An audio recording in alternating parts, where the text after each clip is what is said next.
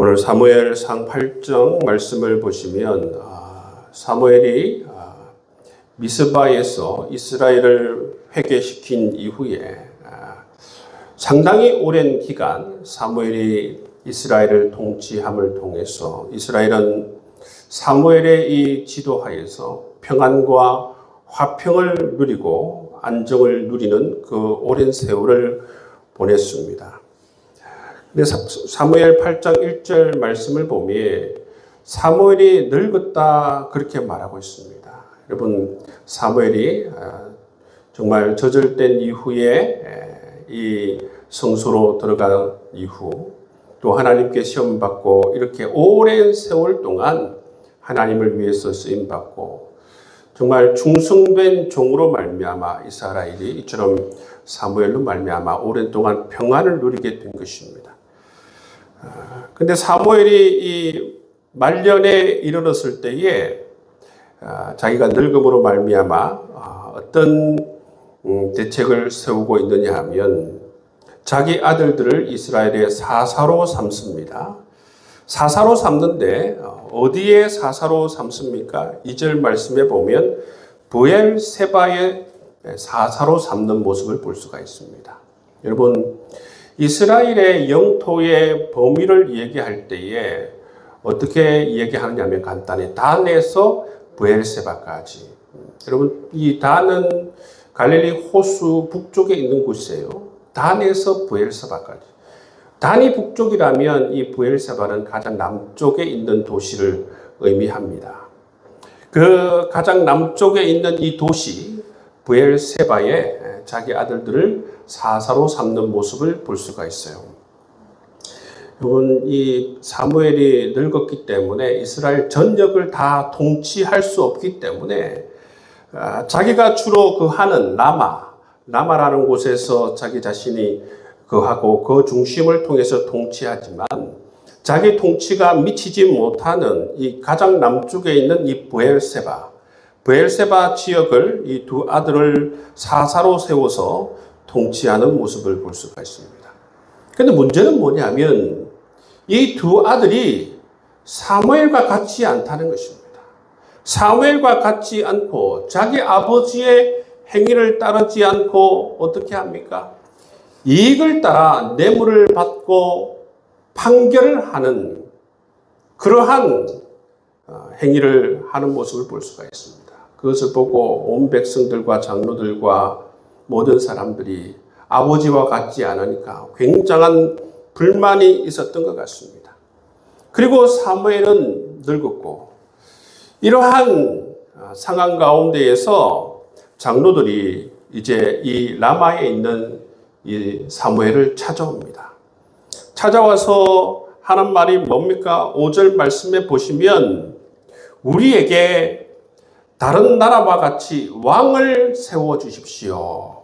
그렇게 사무엘에게 요구하는 모습을 볼 수가 있어요. 여러분, 이 사사시대까지 이 이스라엘의 신앙의 고백은 뭐냐면 사람 왕이 없었기 때문에 오직 우리의 왕은 하나님이시다. 그게 바로 이스라엘의 신앙의 고백이었어요. 근데 왕정 국가가 되면 하나님이 우리의 왕이시다. 그 말과 더불어서 눈에 보이는 사람이 우리의 왕이다.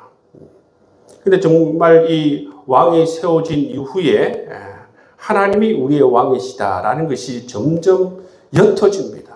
사람 왕에 의해서 모든 것이 좌지우지 되어지는 모습을 볼 수가 있어요. 그러니까 이 신정 체제에서 그야말로 왕정 체제로 이 체제의 전환이 일어나는 모습을 보게 됩니다. 여기서 이 이스라엘 장로들이 여러분 사무엘을 찾아와서 우리에게도 다른 나라처럼 왕을 세워달라고 얘기하지 않습니까? 그 근거가 뭡니까? 당신의 아들들이 이렇게 부패하고 당신이 이렇게 늙었으니까 우리에게 다른 나라와 같이 정말 왕을 세워 주었으면 좋겠다. 그렇게 여러분 요청하는 모습을 볼 수가 있어요. 근데 하나님께서 원하시는 것도 여러분 이 땅 가운데에 사람 왕을 세우는 것도 아니고, 또 사사 사무엘이 생각할 때도 사사 사무엘도 하나님의 뜻을 알기 때문에 이 땅 가운데 왕을 세우는 것이 옳지 않다라고 그렇게 판단하지 않습니까? 그래서 이 장로들의 요청을 거절하는 것을 볼 수가 있는데, 그럼에도 불구하고 이스라엘 모든 장로들이 우리에게도 왕을 세워달라 얘기합니다. 여러분, 이것은 어떻게 보면 자기들의 잘못된 생각 때문에 이 왕을 세워달라는 것이죠. 사실은 어떻게 해야 되는가 하면, 자기들이 예를 들어서 사무엘의 이 아들들이 잘못된 모습으로 행하고 있으면 그것을 넘어서 어떻게 해야 되느냐 하면, 우리에게도 하나님 우리에게도 사무엘과 같은 그러한 다음 사사를 허락해 달라고 그렇게 기도하는 것이 맞죠. 그리고 우리도 사람 왕을 요구하는 것이 아니라, 우리도 정말 오직 하나님만 계속해서 우리의 왕으로 모시고 신앙을 고백하며 살아가겠습니다. 그런 결단이 일어나는 것이 많은데, 그럼에도 불구하고 그들은 이런 삶의 상황을 바라보면서 다른 나라들을 오히려 부러워하면서, 우리도 다른 나라들처럼, 강한 나라들처럼 인간 왕을 세워달라 그렇게 요청하고 있습니다. 여러분, 하나님께서 시내산에서 이스라엘 백성들을 세우시고, 하나님께서 시내산에서 율법을 주시고 여러 가지 성막제도와 여러 가지 제도를 만드시지 않습니까? 여러분, 그건 뭐냐면 정치, 경제, 사회, 문화 모든 영역에서 우리는 다른 나라와 구별된다, 다른 그러한 거룩한 하나님의 나라다라는 것을 보여주기 위해서 여러분 그런 제도를 만드는 거예요. 우리는 다른 나라와 확실하게 다른 하나님이 통치한 나라이다라는 것을 보여주기 위해서 그런 정치, 경제, 사회, 문화 여러 가지 독특하고 특별하고 구별되는 그런 제도를 만드는데, 그런 정말 구별된 하나님 나라를 세워나가는 것이 아니라 어떻게 하고 있습니까? 오히려 세상 나라를 동경하며 우리도 세상 나라들처럼 되고 싶다. 저것이 우리에게 더 좋아 보인다는 것입니다. 하나님이 우리의 왕이 되시는 것보다 사람 왕을 세워서 사람 왕의 통치를 받는 것이 훨씬 더 좋아 보인다라는 그런 생각을 하고 있는 것을 볼 수가 있어요. 하나님의 백성들이 세상의 다른 나라를 변화시키는 것이 아니라, 하나님의 백성들이 세상의 다른 나라를 보면서 동경하면서 그것을 좋아하고 그것을 따라가는 것, 그것을 다른 말로 뭐라고 하느냐 하면 세속화라고 합니다. 세속화. 세상이 하나님의 백성들을 보고 하나님 나라를 보고 그렇게 변화되어가는 것이 정말 우리 하나님 백성들의 그러한 사명인데, 그렇게 하는 것이 아니고 지금 사무엘하에 있는 이 이스라엘 모든 장로는 어떻게 합니까? 세상을 동경하고 세상의 것을 좋아하면서 그것을 따라가는 그런 모습을 보이는 것을 볼 수가 있어요. 이 질서에서 무질서로 가버리고 생성에서 소멸로 가는 것이 이 연력학의 이 제2법칙, 엔트로피 법칙이에요. 하나님의 백성들은 어떻게 보면 하나님으로 말미암아 무질서한 그러한 삶들이 질서 있는 삶으로 바뀔 수 있는 그러한 독특한 그러한 하나님의 백성들인데, 세상의 것을 따라가면서 세상처럼 이 질서가 무질서한 그러한 삶을 동경하는 이 하나님의 백성들의 모습을 볼 수가 있어요. 거룩이라고 하는 것은 구별된다는 뜻입니다. 이스라엘 백성들에게 하나님께서 레위기에 말씀하셨듯이 뭐라고 합니까? 내가 거룩하니 너희도 거룩할지어다 말씀하죠. 구별되라는 것입니다. 누구와 구별되라는 것입니까? 세상 나라와 구별되라는 것입니다. 세상 사람들과 구별되라는 것입니다. 그런데 이들은 세상 나라와 구별되는 것을 선택하지 않고 오히려 반대로 세상을 동화하고 세상을 따라가는 것을 그렇게 여러분 선택하는 모습을 보게 되는 것이죠. 그래서 우리에게도 왕을 세워달라. 여러분, 이 사무엘이 이 요청을 듣고 어떤 마음을 가졌습니까? 6절 말씀에 보면 우리에게 왕을 주어 우리를 다스리게 하라 했을 때에 사무엘이 그것을 기뻐하지 아니하였다 말하고 있습니다. 사무엘이 왜 기뻐하지 않았냐? 바로 사무엘이 왕을 세워달라고 했을 때에 사람들이 이제 나를 버리려고 하는구나. 그런 생각을 했다는 것입니다.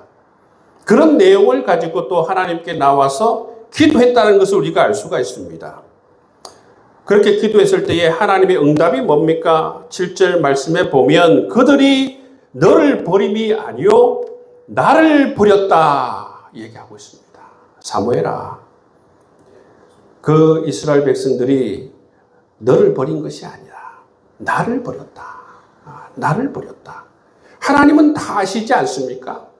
그 사람들의 마음의 중심을 꿰뚫고 있습니다. 뭐냐 하면 하나님을 온전히 신뢰하지 않는다는 것입니다. 하나님을 그들의 삶 가운데에서 왕으로 인정하지 않는 그런 마음을 가지고 있다는 거예요. 오히려 세상 나라가 갖추고 있는 왕의 제도를 신뢰하고 그 제도로 말미암아 더 강한 나라가 될 수 있다. 그런 착각을 가지게 된다는 것입니다.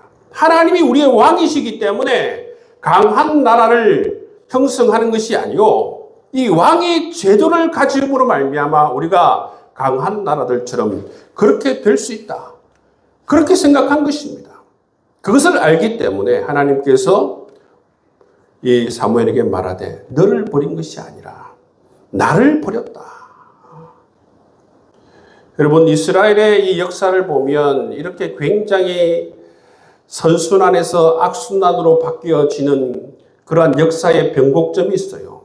사무엘이 사사로 다스릴 때에 얼마나 평안했습니까? 사무엘의 일생 동안 이스라엘은 이 평안 가운데 거하는 모습을 볼 수가 있어요.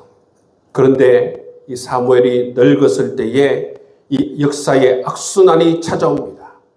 역사의 악순환을 찾아올 때의 특징이 뭐예요? 여러분, 이 장로들이 올바른 분별력을 가지고 올바른 방향을 선택하는 것이 아니라 이처럼 자기들이 망하는 길을 선택하는 것을 볼 수가 있어요. 하나님을 신뢰하는 것을 버리고 하나님의 왕대심을 고백하는 것을 버리고 세상 나라를 동정하고 사람을 신뢰하고 제도를 신뢰하여서 자기들이 이렇게 하면 더욱더 강성한 나라, 더욱더 부강한 나라가 될 수 있다. 그렇게 착각 속에 빠지는 것을 볼 수가 있습니다.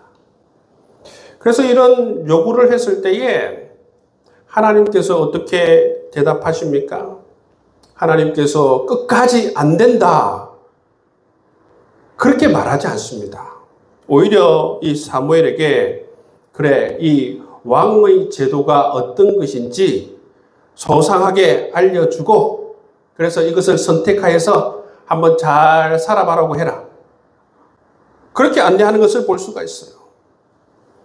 여러분, 하나님께서는 어떻게 보면 사무엘이 기대한 그러한 기도의 응답을 해주지 않습니다. 끝까지 막지 않는다는 것입니다. 백성들이 원하는 것을 그냥 들어주라는 것입니다. 여러분, 기도 응답을 들어줄 때에 이런 식으로 들어주면 그것이 축복입니까? 그렇지 않아요. 자기가 원하는 것을 마치 받아서 왕정을 요구했는데 하나님께서 왕정을 허락해 줬다라고 해서 기뻐하면 안 되는 거예요. 그게 기도 응답이 아니라는 것입니다. 그건 축복된 응답이 아닙니다. 고생해봐라는 겁니다. 왕의 제도가 얼마나 악하고 얼마나 잘못될 수 있는지, 왕으로 말미암아 너희들이 생각하고 있는 나라가 부강하고 행복하고 그러한 나라가 되는 것이 아니라 오히려 왕정 제도를 말미암아 너희의 아들과 딸들이 얼마나 고통 속에서 살아갈 수 있는지, 그것을 한번 당해봐라는 것입니다. 하나님은 너무나도 잘 아세요. 말려서 되는 일이 아니라는 것을 하나님은 너무나도 잘 알고 계시는 것입니다. 하나님은 인간이 잘못된 선택을 통하여서 고통을 당해봐야 그때야 비로소 내가 잘못된 것을 선택했구나라는 것을 알기 때문에 하나님께서는 이처럼 이미 자기의 마음이 정해진 것을 애써 말리지 않습니다. 여러분, 이 모습을 보게 되는 것이죠. 그래서 사무엘을 통하여서 이 왕정 제도로 말미암아 어떤 고통을 당할 수 있는지 설명하고 있습니다. 그 10절 이하의 말씀을 보시면 이 왕정 제도에 대해서 하나님께서 설명하라 이야기하고 있죠. 그래서 11절 말씀에 보시면 이 왕정 제도로 말미암아 너희 아들들이 얼마나 고생하게 되는지 말하고 있어요. 13절 말씀 이하를 보시면 너희의 딸들이 얼마나 많은 고생을 하게 되는지 말하고 있습니다. 뿐만 아니라 14절 이하의 말씀을 보시면 너희의 재산들이 얼마나 많은 피해를 당하게 되는지도 그렇게 경고하고 있다는 것입니다. 이처럼 왕정제도가 좋은 게 아니다. 너희의 아들들과 너희의 딸들과 너희의 재산들이 이처럼 크나큰 피해를 받게 될 것이다. 설명을 합니다. 설명을 하고 나서 어떻게 합니까? 이것을 경고하죠. 그래도 하겠느냐? 그러니까 어떻게 이들이 대답을 합니까? 19절, 20절 말씀에 보면 백성이 사무엘 말 듣기를 거절하여 이르되 아니로소이다. 우리도 우리 왕이 있어야 하리니 말씀하고 있어요. 여러분, 한 사람이 여러분 잘못된 생각을 가지게 되고 잘못된 신념을 가지게 되면 죽는다 해도 끝까지 갑니다. 이게 인간의 어리석음이에요. 이렇게 선택하면 죽는다. 그래도 선택하겠느냐 해도 이 사람이 한번 그 마음에 딱 이 왕정제도가 좋고 이 왕정제도를 하면 지금 부강한 나라들처럼 우리도 강한 나라 될 수 있고 그렇게 정말 복된 나라가 될 수 있다.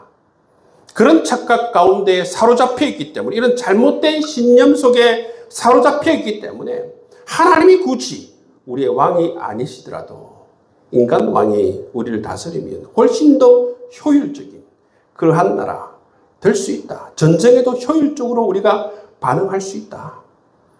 그런 여러분 잘못된 신념에 사로잡힌 이스라엘 장로들의 모습을 보게 되는 것이죠. 여러분, 우리가 기도해야 될 때에 하나님 정말 우리의 신념이 잘못된 신념에 사로잡히지 않도록 기도해야 됩니다. 잘못된 신념에 사로잡혀가지고 이토록 끝까지 교만을 떨며 여러분 고집을 피우면 어떻게 할 수가 없어요. 그런데 어떻게 됩니까? 이 사람들은 자기 잘못된 신념에 의해서 이 왕정을 선택함으로 말미암아 하나님께서 미리 경고하신 대로 자기 아들들이 고통을 겪고 자기 자녀들이 고통을 겪고 자기 재산에 엄청난 피해를 당하고 그 고통 속에서 우리가 선택한 것이 잘못되었구나. 여러분, 그의 삶의 경험을 통해서 그렇게 고백하게 된다는 것입니다. 이게 바로 인간의 어리석음인 것입니다. 하나님께서 말씀을 통해서 우리에게 이것이 진리의 길이다. 이것이 생명의 길이다. 이것이 우리를 살리는 길이다. 말씀을 통해서 우리에게 말씀해 주실 때에 그 말씀을 우리가 정말 순종하는 자세로 받아들이는 것이 중요합니다. 순종하면 여러분 생명의 길을 선택할 수 있고 축복의 길을 선택할 수 있고 은혜의 길을 선택할 수가 있어요. 불순종하면 하나님께서 반드시 심판을 받는다 말씀하고 있습니다. 그게 무엇입니까? 정말 하나님 말씀을 소중하게 여기고 하나님 말씀을 정말 귀하게 여기는 것입니다. 우리가 말씀을 보면서 우리가 취사 선택하는 것이 아니라 하나님께서 말씀하시면 기본적인 자세가 하나님 말씀하옵소서. 종이 듣고 순종하겠습니다. 여러분의 삶을 뒤돌아보십시오. 뒤돌아보면 하나님께서 말씀을 통해서 여러분이 이끄는 삶을 갔을 때에 그 길 가운데에서 우리가 하나님의 축복을 누리지 않습니까? 성령 하나님께서 우리를 이끌어가는 가운데에서 우리가 그 가운데에서 정말 은혜의 복을 누리는 것입니다. 그런데 우리가 어떤 욕심에 사로잡히고 우리의 생각과 마음이 욕심에 사로잡히게 되면 잘못된 길을 선택하고 이처럼 고통을 겪는 것을 우리의 삶에서 경험하는 것입니다. 그래서 제일 중요한 건 뭐냐면 하나님을 가장 소중하게 여기고 하나님 말씀을 정말 소중하게 여기고 하나님 말씀에 늘 순종하는 자세를 가지는 것이 필요하다는 것입니다. 하나님 말씀과 우리의 이 생각, 우리의 신념이 이렇게 다를 때에 이 이스라엘 장로들처럼 하나님의 생각과 이 사무엘의 생각과 이 장로들의 생각이 다를 때에 정말 우리가 그 가운데 갈등이 있지만 끝내 누구의 생각을 따라야 하는 것입니까? 하나님의 생각을 따라야 돼요.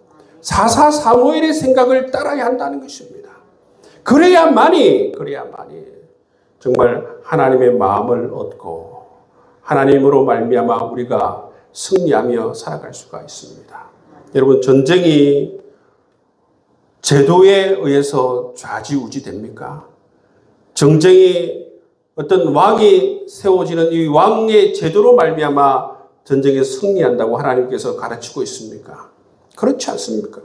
여러분, 여호수아에서 지속적으로 가르쳐 주는 게 뭡니까? 전쟁의 이 성패는 하나님에게 달려 있다. 그렇게 말씀하고 있는 것을 볼 수가 있어요. 전쟁은 군사의 많음과 수적인 그러한 것에 달려 있는 것도 아니고 제도에 의해 달려 있는 것이 아니라 이 전쟁의 성패는 하나님에게 달려 있다. 그렇게 계속해서 우리에게 말씀해 주고 있습니다. 사무엘상 하도 마찬가지입니다. 전쟁의 성패와 정말 우리의 인생의 이 성공과 실패가 하나님에 의해 달려 있다라는 것을 우리에게 말씀해 주시는 것을 볼 수가 있어요. 오늘 말씀을 통해서 정말 우리의 삶 가운데에 오히려 우리가 세상의 것을 신뢰하고 세상의 것이라고 하면 그 당시 이스라엘 장로들이 선택한 것처럼 세상의 제도와 어떤 세상의 힘과 세상의 것들을 의지하는 그러한 삶을 살아가고 있다면 우리는 오히려 반대로 가야 돼요. 세상이 이것을 선택하면 오히려 하나님께서 원하시듯이 오직 하나님만이 우리의 왕이십니다. 그러한 신앙의 고백을 가지고 살아갈 수 있는 여러분 될 수 있기를 바랍니다. 여러분, 우리가 어떤 세상 가운데 살든 어떤 제도 가운데 살든 오직 하나님만 우리의 왕이십니다. 하나님께서 우리 하나님의 백성들에게 원하시는 신앙의 고백은 바로 이거예요. 하나님만 우리의 왕이십니다. 이런 고백을 가지고 살아갈 수 있기를 주의 이름으로 축복합니다.